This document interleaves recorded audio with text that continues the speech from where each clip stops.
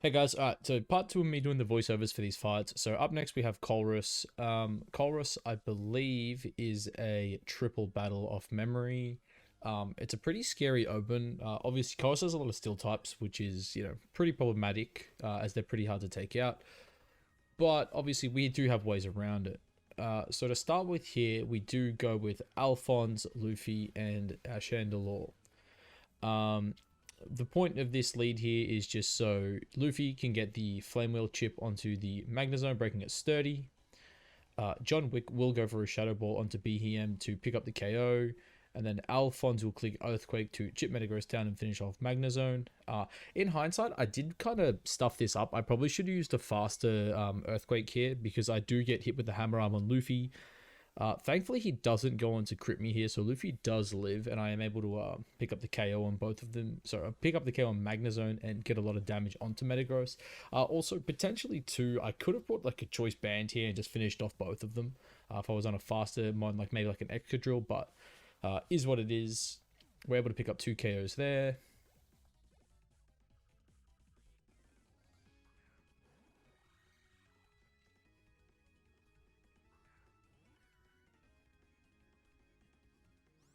Okay, so I go for the Shadow Sneak here onto the Metagross, hoping to pick up the KO, which I do, which is pretty nice.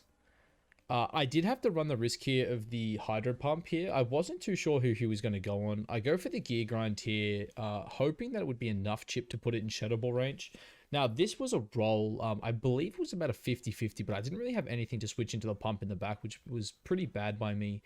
Fortunately, Shadow Ball does go on to KO the Rotom, which is very nice. And then to finish up this turn, I believe we Shadow Punch the Kling, right? Oh, he Shift Gears.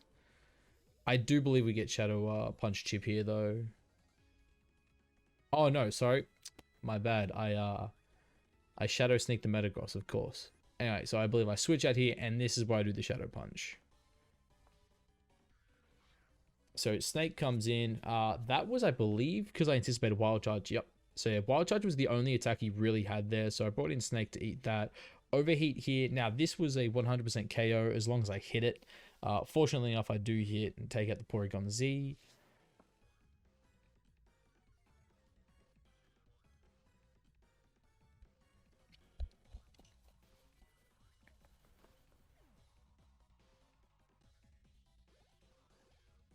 And then that just leaves Alphonse to get his chip here with the Shadow Punch, doing quite a bit of damage actually, a bit more than I anticipated. And then to finish it up here, we'll go with the Shadow Sneak from Alphonse. Maybe a bit of a misplay. I was hoping it would pick up the KO. It doesn't.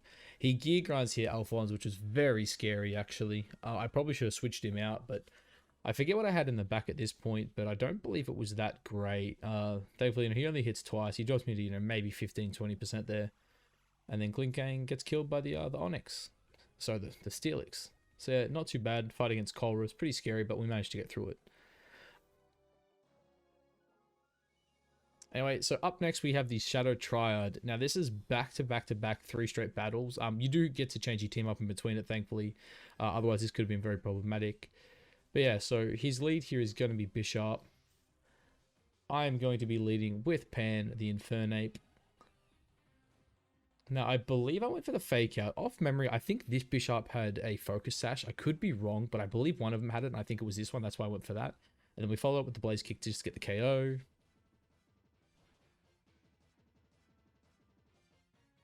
Easy does it. Pan very strong, obviously.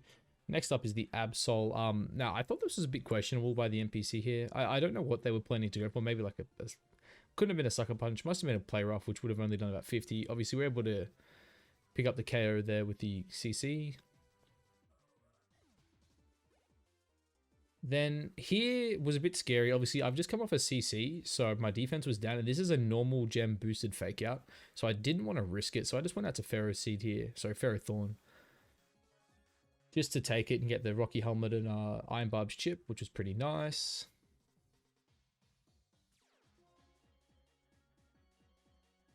And then I believe, yeah, he foul plays again, chipping himself even more.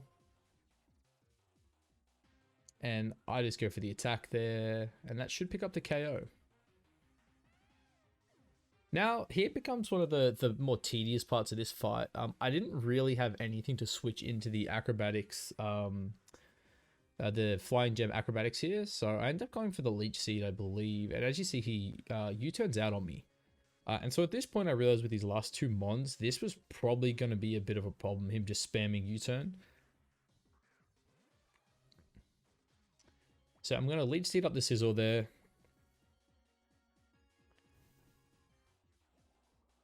And then I'm basically, for the rest of this fight, just going to be spamming Protect and Leech Seed, as his plan was basically just to constantly spam U-turn on me.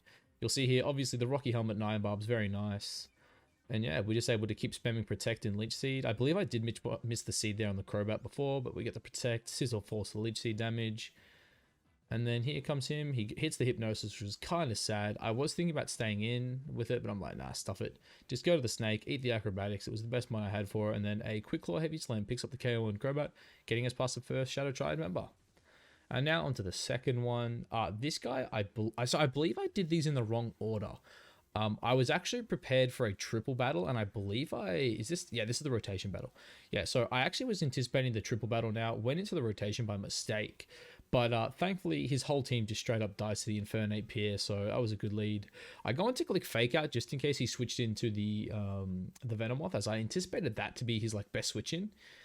He doesn't do it, and the reason too was the Fake Out was to break a Focus Sash. Anyway, we go on to get a Blaze Kick because, you know, Bishop's just dead to that, Ninjask is dead to that, and Venomoth would go to his Sash. Anyway, so he brings out Gengar. Now, this was kind of a misplay on my behalf. I probably need to keep HP on Pan there. I just go for the Blaze Kick, not checking any calc, seeing if I could kill it. Turns out I couldn't, which was kind of dumb because a crit here would have killed me, and a Poison 2 would have actually put me pretty close to death, I believe.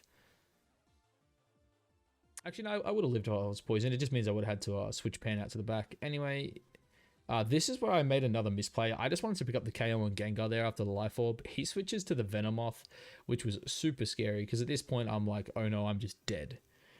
Thankfully for me though, he does go for a cheeky little Quiver Dance.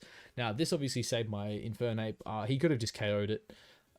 Thankfully he doesn't. So at this point, I'm just going to switch over, rotate out to the Ferrothorn, I believe I go for here, right? Yeah, so I switch. Okay, so yeah, he switches into Ninjask, which was perfect for me. He Swords Dances, which is fine. Because at this point, he's in front of a Ferrothorn and he can't touch me. And I believe a Heavy Slam actually just straight kills this from full, if memory serves correct. And yep, there it is. Now, he brings the Venomoth back to the front. I don't know if that's just normal, but obviously, yeah, he goes for another Quiver Dance here. Kind of dumb. He's on 1 health. I'm full, you know. I just hit him with another Heavy Slam and that was easy. And last comes Gengar. Now, I do believe the Gengar actually has Focus Blast here, so it's pretty scary to keep the Ferrothorn in front of him. Anyway, so once he rotates back in front of me, I just switch out to the Dancer here. I knew I outsped just based off of Infernape speed, so I just went for the Leaf Blade to pick up the quick KO. And just like that, we were down 2 members of the Shadow Triad, and on to our last one.